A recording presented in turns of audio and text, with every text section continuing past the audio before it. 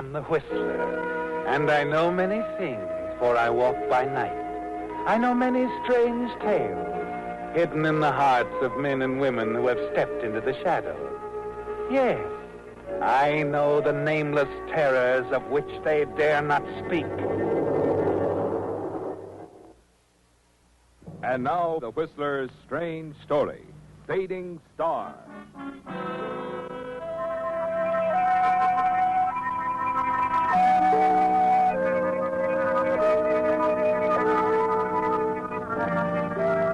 At 43, Don Carlton knew his popularity as a romantic motion picture star was waning, that he was on the way out. He knew that he must do something spectacular, ensuring national publicity and a sympathetic reaction by the public. So you decide on marriage, don't you, Don? Marriage to lovely young Dulcie Winslow, whom you're certain will soon be a top star. You're equally certain that marriage to Dulcie will be a great boon to your box office value. You decide to begin your campaign immediately, to spend the next 4 weeks in romantic courtship. Dulcie's already fond of you and grateful to you. You helped her to her first part, introduced her to the right people. And now, enjoying a leisurely breakfast in your own apartment, you smile as you recall her affectionate attitude of the evening before, when you took her to dinner to celebrate the final day of shooting of her first big part in a major picture. You're still smiling as you enjoy your final sip of coffee. Hello? Don? Dulcie, darling. I'm just finishing breakfast. I just got a couple of minutes between some publicity shots, but I forgot to tell you something last night. Oh, really? What? Jack Webster's throwing a party for the whole cast this evening in the commissary. He told me to be sure and ask you to come. Well, but I wasn't in the cast. I know, but Jack wants you to come anyway. So do I. Well, in that case, I'll be there. I'll be watching for you. Bye for now.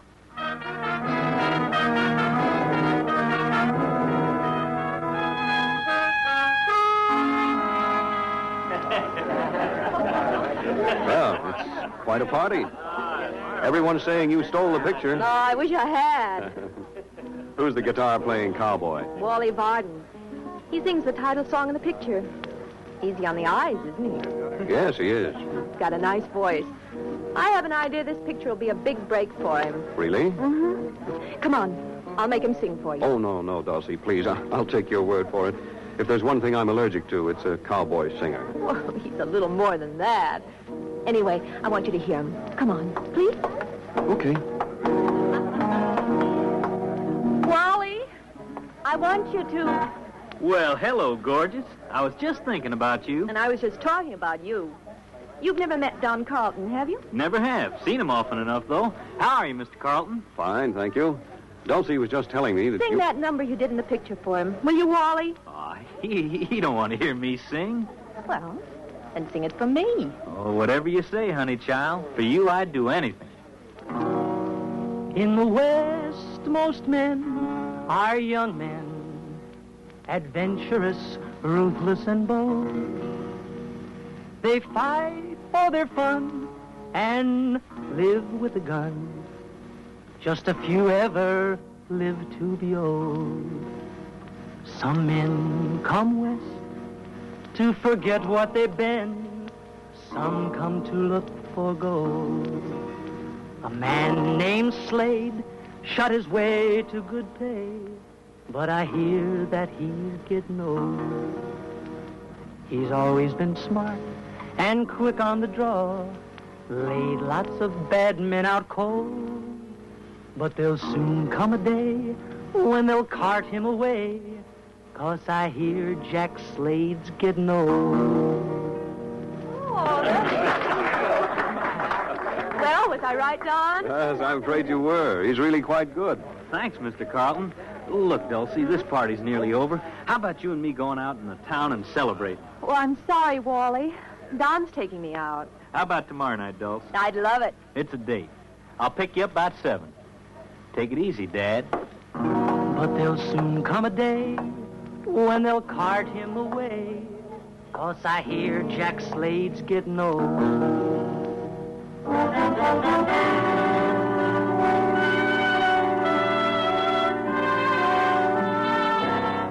Wally Varden's needling you about your age was a jolt, wasn't it, Don? Dulcie's obvious interest in him jolts you even more. In the days that follow, Dulcie often speaks of dates with Wally, and you'd like to settle things with her right now, but something tells you the ideal moment for your proposal is days, if not weeks away. You wish you could find some way to break up their friendship. And a week later, at a party in the home of producer Jack Webster, an unexpected opportunity presents itself. Just before Martha South, famous singing star of Edco Films, takes her position at the piano to play her own accompaniment for some of her old favorites, you see her remove one of her famous diamond rings, wrap it in one of her gloves, and place it on a chair beside her fur coat.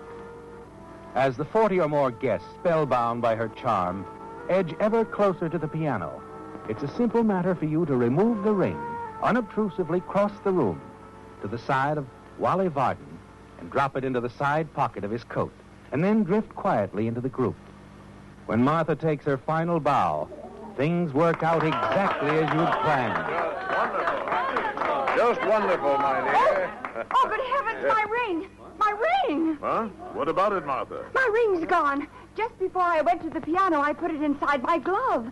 And it's not there. The glove is empty. Oh, you must have dropped it, dear. Oh, it isn't on the floor. Anyway, it couldn't have fallen out of my glove.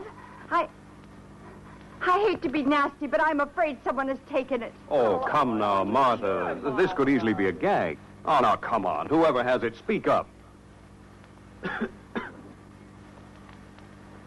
I'm afraid it wasn't a gag, Don. I'm sorry, my friends, but you leave me no choice. I must phone the police. Oh, I must ask all of you to remain in this room until the police get here. Mr. Webster, I'm sorry, but I just can't stay. I told you that when you invited me. I'd have to leave early. Don't you remember? I'm booked to open at the Quadrangle Club tonight. I'm due on stage in 40 minutes. Sorry, Wally, but I can't make any exceptions. You'll have to wait like everyone else.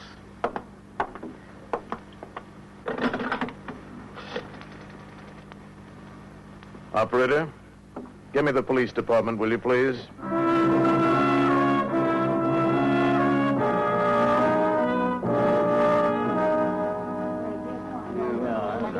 Well, Mr. Webster, we've got our man. You sure, Lieutenant? I don't see how we could be any more sure. This young fella had the ring in his coat pocket. Wally, no! I didn't steal it. Somebody else did, then dropped it in my pocket. I don't know why, but they did. Oh, but why, Wally? What could they hope to accomplish? I don't know. Maybe they got scared, changed their mind. All I know is that I didn't steal that ring. I know it's hard to believe my saying I had to leave to fill that club date just when I did. It makes me look bad. I'm afraid it does, Wally. Very bad. Oh, wait a minute. You mean this man wanted to leave before we got here? Yes, Lieutenant. Said he was due on stage at the Quadrangle Club. I am. You better get your hat, Varden. Things worked out even better than you'd hoped, didn't they, Don? Suddenly you get another idea, one you're certain will endear you to Dulcie forever. As Wally and the police lieutenant start toward the door... Just a minute, Lieutenant. You too, Jack. Let's not act too hastily. Now, this young man could be telling the truth. I believe he is. I'm sure he is. I haven't known Wally very long, but That's the whole trouble, Dulcie. None of us have known him very long. He's the only person here we haven't all known for years. Mr. Webster. Hmm? Excuse me, Mr. Webster. Can I say something? Yes, of course. What is it, Bill? This young fella never took that ring. Oh, wait a minute. How can you be so sure? 'Cause I saw him the whole time Miss South was singing. He was standing right over there against the wall. Never moved once. You're positive of this? I sure am. I opened a little crack in the door and peeked in. Saw the whole thing. Did you see any of the other guests near him at any time? 3 or 4 of them. A lot of them was kind of walking around between songs. But you sure this young man, Wally Varden, didn't leave his position on this side of the room? Positive. Oh, thank you, Bill. You can go back to the kitchen. You've kept us from making a bad mistake. Yes, sir. Shall I go back to my work? Yes. Unless the lieutenant has some further questions. No, nothing more. You're excused, Bill. Thank you, Captain. Well, it looks like we're right back where we started from. How about me? Does anyone still think I stole that ring? Oh, of course not, Wally. Gee, was... I never did think so, Wally. I heard you say so, Mr. Carlton, and I sure appreciate it. I'll never forget it as long as I live. Is it all right if I leave now, Lieutenant? I think I can still make it on stage in time. Oh, certainly. We've no evidence to hold you. Well, then I think I'll be going. Good night, everybody. Good night, Wally. Sorry. Well, I might as well be leaving too, Mr. Webster. There's nothing more I can do. Good night. Good night, Lieutenant. And thank you very much. I think I'd better go too, Jack. I've sort of lost my party mood. We all have, I expect. Well, we'll start over some other night real soon. Shall we? Sure, Jack. It's a good idea. Good night. Can I drop you off at your place, Dulcie? You surely can. Come up for a nightcap if you have time. I want to talk to you, Don.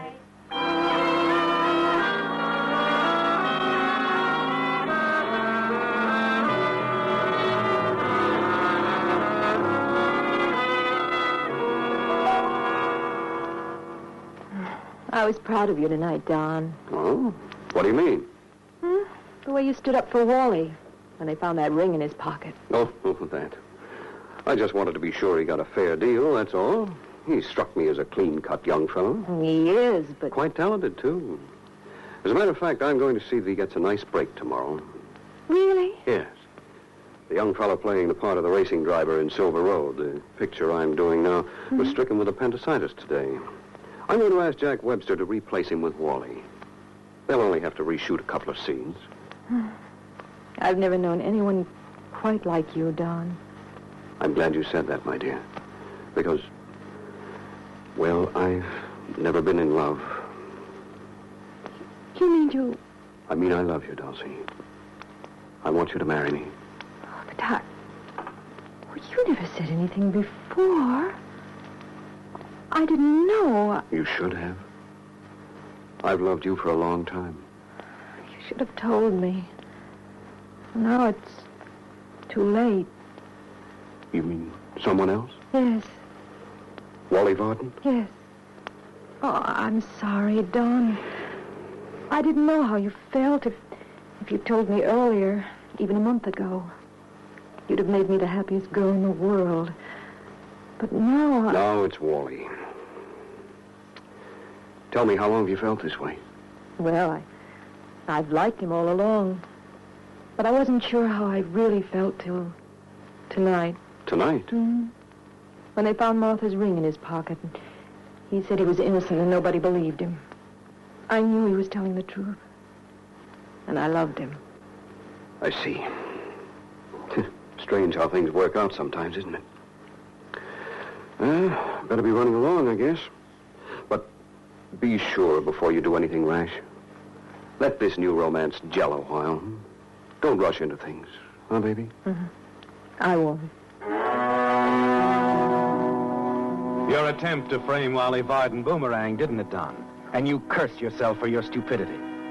At long last, you realize you're in love with Dulcie. That marriage to her means even more than the money it would bring you. Though that's still important, too, isn't it? And you're sure you can still win her if you can just eliminate Wally some way. Anyway, your jealousy toward him has turned into a murderous hate, hasn't it? And time is now a vital factor, isn't it? Even though Dulcie assured you she wouldn't rush into things, you learned long ago that women often change their minds. And whatever you do, you must do before Dulcie decides the time has come to marry Wally Varden. A few evenings later, in the living room of Jack Webster's, you're certain you see a sure and simple solution. Don, this is going to be the greatest chase you ever saw.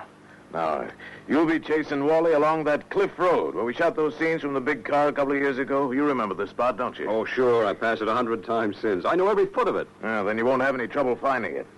I'll change the shooting schedule so you and Wally can drive up tomorrow, okay? Sure. Fine. That's good. We can use a couple of foreign cars, convertibles.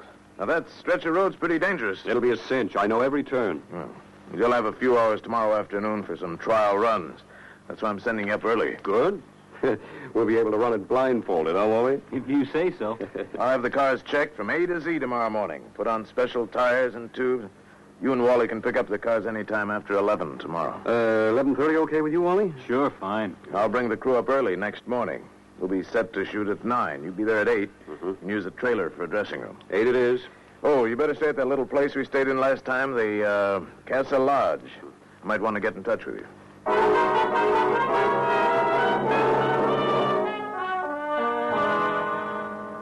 It'll be simple, won't it, Don? Jack Webster unknowingly gave you the answer to your problem of Wally Varden. You know that cliff road, and you know cars as well as most mechanics.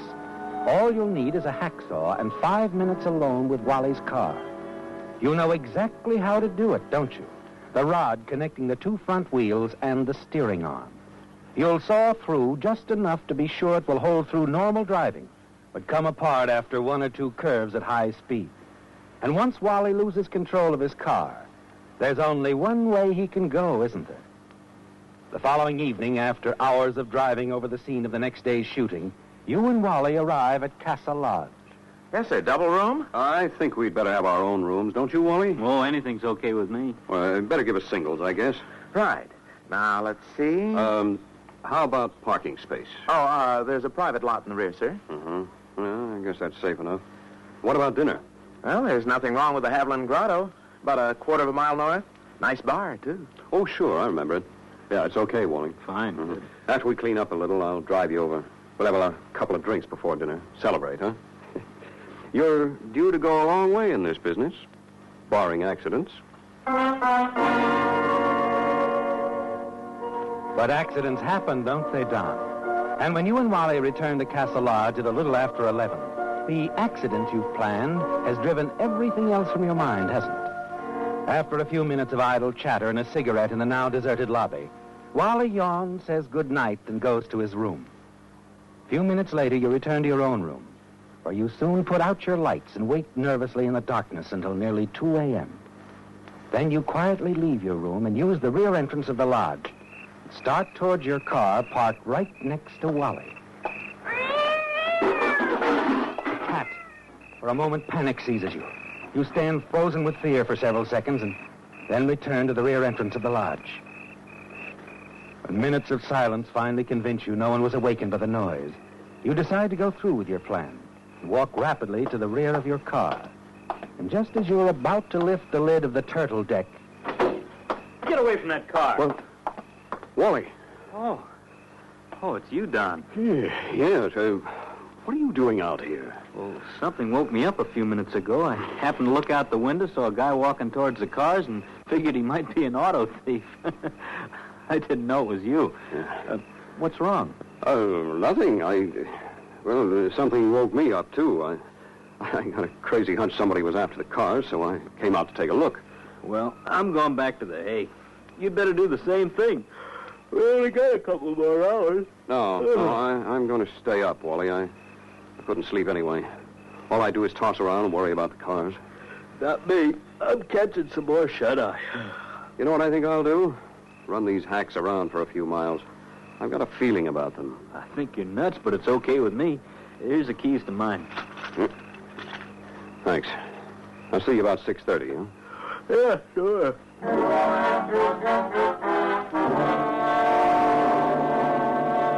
Now it'll be easy and certain, won't it, Don?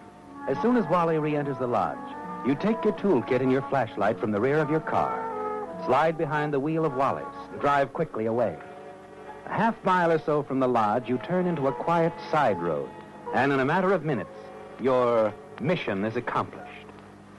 At a little before 9 next morning, after some friendly kidding from Wally about your worries of the night before, you're sitting tense and nervous behind the wheel of your own car, your motor racing, about 10 feet behind Wally. After what seems like hours, Jack Webster finally barks the cue you've been waiting for over the loudspeaker. Roll 'em!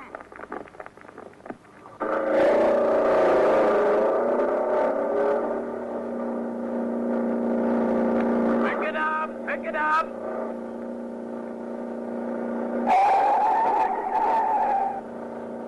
Snap on it, Don! You're falling behind! Close the gap on this turn, Don! Wally! Wally, what's wrong? Look out, Wally!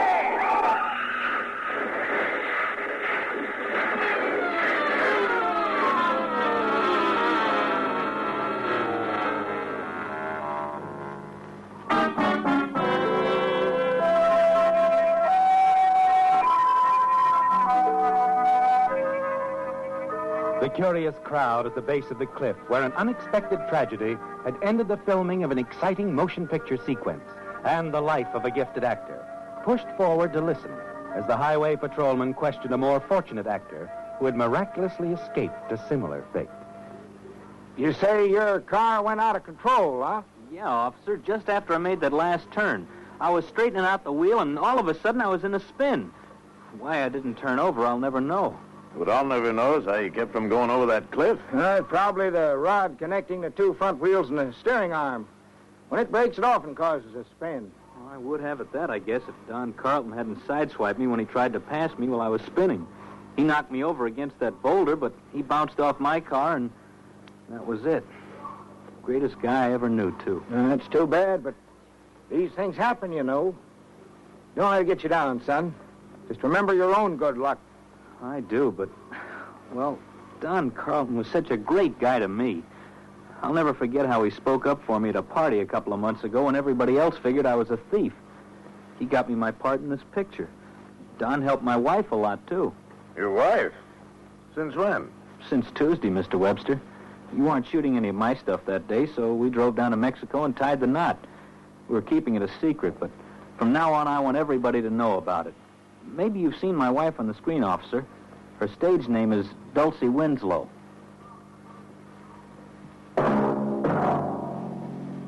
The Whistler. Listen next week when once again the United States Air Forces in Europe present The Whistler.